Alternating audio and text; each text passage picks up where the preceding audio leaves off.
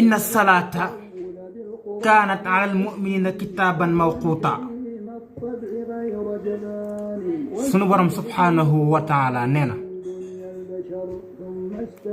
waxtu julli di waxtu juróomi di suba tisbaar tàkkusaan timis gee dañoo am ay waxtu ku koy julli rek respecté ko nga julli ko ci waxtoom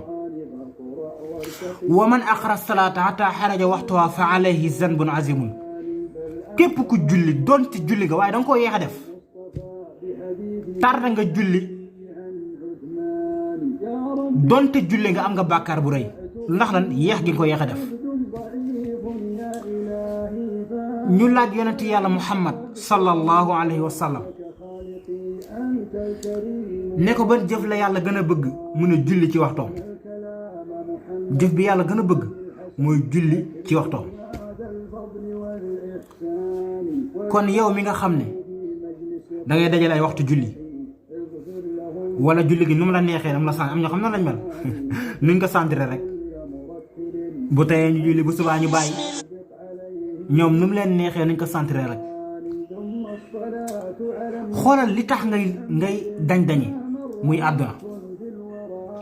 li tax ngay sonn ci julli muy alal waa est-ce que alal googu di nga ko am est-ce que boo ko amee di nga ko jariñoo ay question la lépp lu lay tee jaamu yàlla bàyyi ko xam ne seytaane la lépp lu lay tee julli bàyyi ko baaxul ak lu ma ji doon lépp lu lay xañ julli wala mu la koy teree def bàyyi ko maytu ko ak nit la wala lu dul nit lu mën di doon mu lay teree julli bàyyi ko ndax mi ngi lay dugal ci ëral te dara jaru ko amul dara lu jar muy lay xañ sa diggante ak sa borom ci kaw suuf amul lu ko jar ci kaw suuf bu doon da ko am sax ñu ne waaw mais jaru ko amul dara lu jar